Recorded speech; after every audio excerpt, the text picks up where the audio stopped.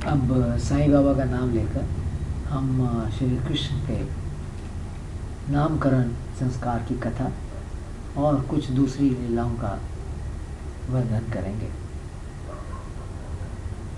यदुवंशियों के कुल पुरोहित का नाम गर्गाचार्य था।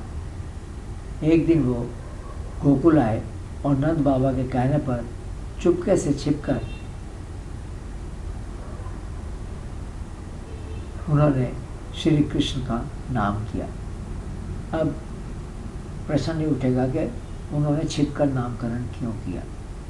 तो उसका कारण ये था कि अगर कंस को ये पता चल जाए कि गर्गाचार्य ने कृष्ण का नामकरण किया है तो वो समझ जाएगा कि ये देवकी का पुत्र है, यादवों का वंश है। और क्योंकि कंस यादवों को अपना दुश्मन मानता था, वह उन्हें मरवा रहा था, तो वो इस बालक को भी की हत्या करवा देगा। इसलिए गर्गाचार्य ने चुपके से छुपकर नंद बाबा के कहने पर श्री कृष्ण के नामकरण के लिए मान गए। गर्गाचार्य ने रोहिणी के पुत्र का भी नामकरण किया। उन्होंने उसका नाम बलराम रखा। वो इसलिए बलराम रखा, उन्होंने कहा कि इसके नक्षत्र देखकर पता चलता है कि वो अत्यंत बलशाली होगा, तथा एक नाम उसका संकर्षण भी रखा। बलराम जी का एक नाम संकर्षण भी रखा क्योंकि वह यादवों में तथा नंद बाबा के परिवार में, इन लोगों में कोई भेदभाव नहीं रखेगा और फूट पड़ने पर मेल भी करवाएगा। यशोदा का पुत्र, उसका नाम कृष्ण रखा। नंद बाबा और यशोदा के पुत्र का नाम कृष्ण रखा क्योंकि वह श्याम वर्ण था। गर्गाचार्य जी ने कहा कि इसके और भी बहुत से नाम होंगे, ये विपत्तियों को सुगमता से पार कर लेगा और आपको हर मुश्किल से बचाएगा। इस प्रकार से चुपके से इन बालकों के नामकरण हुए। जब दोनों बालक थोड़ा बड़े हुए और घुटनों के बल चलने लगे तो दोनों बाल लीलाएं करने लगे। थोड़े दिनों में ये चलने भी लगे और माखन चोरी की लीलाएं करने लगे। कुछ माखन खाते थे, कुछ बंदरों को खिला देते थे, कुछ गिरा देते थे। इस प्रकार से एक दिन बलराम तथा दूसरे ग्वाल बालों ने आकर कहा कि कृष्ण ने मिट्टी खाई है। उन्होंने आके शिकायत की यशोदा मैया से कि कृष्ण ने मिट्टी खाई है। यशोदा ने कृष्ण को पकड़ लिया और डांटा और कहा कि तुमने मिट्टी क्यों खाई है। तब कृष्ण ने अपनी तोतली भाषा में कहा कि उसने मिट्टी नहीं खाई। यशोदा ने कहा तुम मुंह खोल के दिखाओ कि तुमने मिट्टी खाई है कि नहीं खाई है। तब कृष्ण ने मुंह खोल दिया तो यशोदा ने देखा कि कृष्ण के मुंह में सारा चर अचर जगत, पहाड़, नदी, समुद्र, सब कुछ, सारा जगत उसके अंदर उन्होंने दिखाई दिया। ये देखकर वो हैरान हो गई और संशय में पड़ गई। क्या उनके बालक, यशोदा ने सोचा कि क्या उनके बालक में कोई जन्मजात योग सिद्धि है। सॉरी, परंतु प्रभु ने उनके ऊपर योग माया का संचार कर दिया। तो कृष्ण ने क्या किया, यशोदा के ऊपर अपनी योग माया का संचार कर दिया तथा वह सारी घटना को भूल गई। किसी को उसने कुछ बताया नहीं।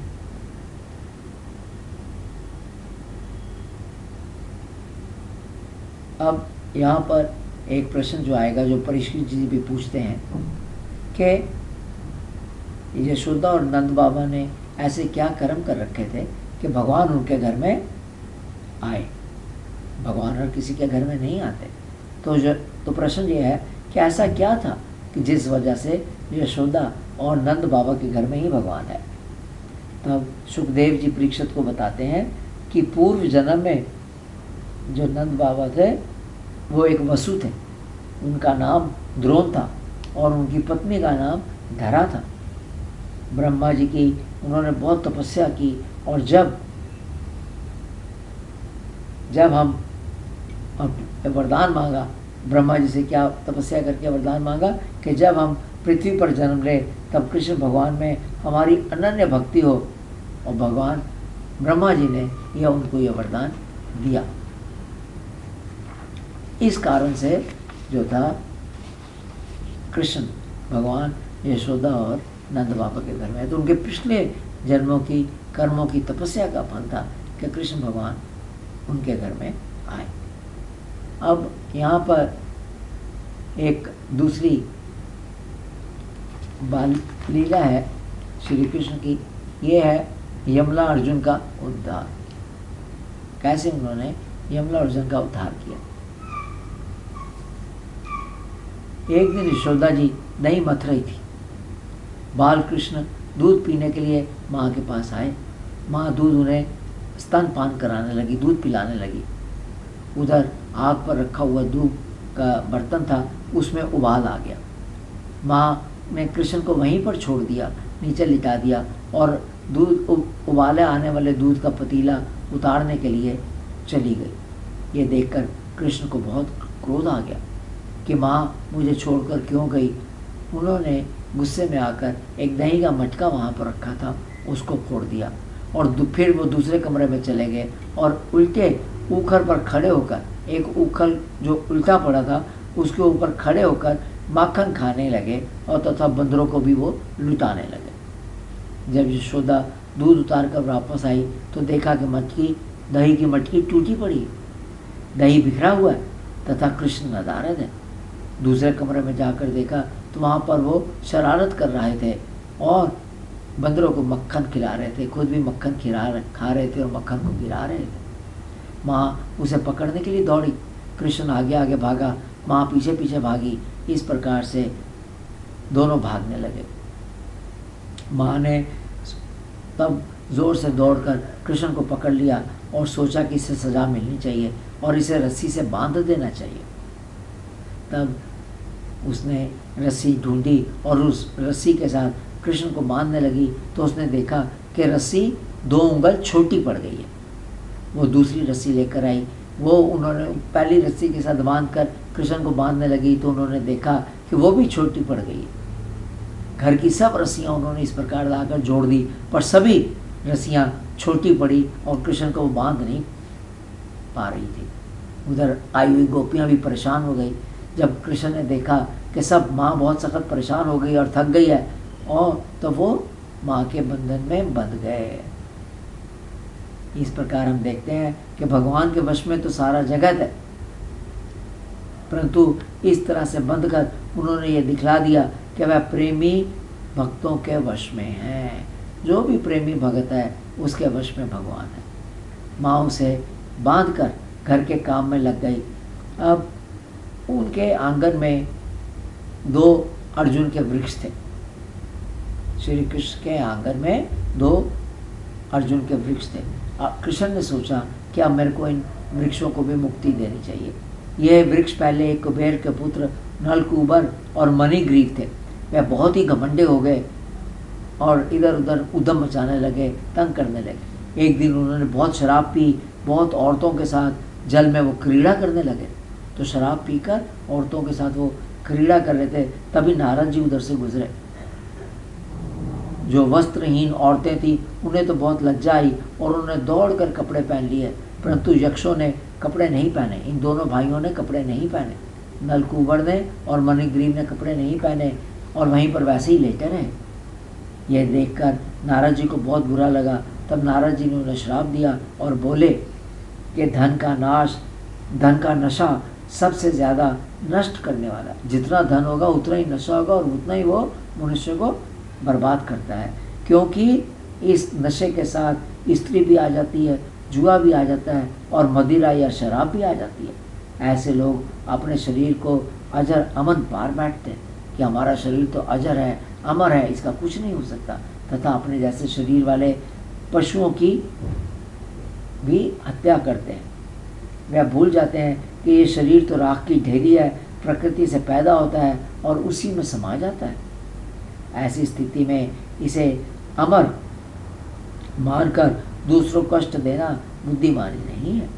जो धन के मद में अंधे हो जाते हैं उनका इलाज दरिद्रता ही है, क्योंकि दरिद्र ही दूसरों लोगों के दर्द को समझ सकता है, उसमें घमंड नहीं होता तथा देववश उसे जो कष्ट उठाने पड़ते हैं वह उसके लिए ही एक बहुत बड़ी तपस्या ही है। ये दोनों अर्थात कुबेर के दोनों पुत्र, ये दोनों नलकुबर और मणिग्रीव इंद्रियों के अधीन और स्त्री लंपट हैं, नंगे पड़े हुए हैं।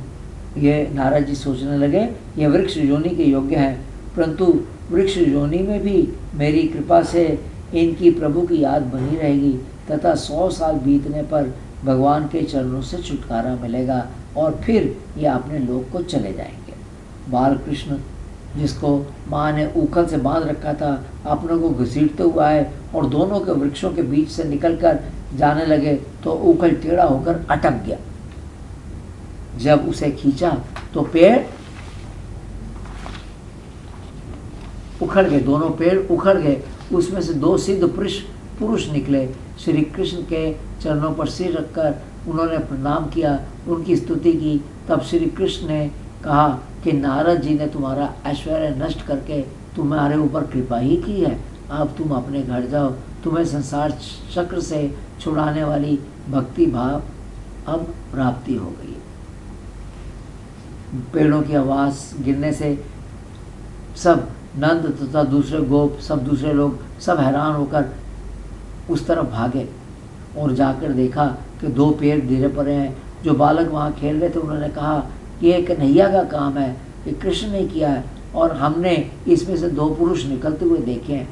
लेकिन बड़े लोगों ने उनकी कोई बात नहीं मानी, और क्योंकि वो सोच नहीं सकते थे कि जो कन्हैया है छोटा बालक है, उखल से बंधा हुआ है, वो 2 पेड़ों को गिरा सकता है।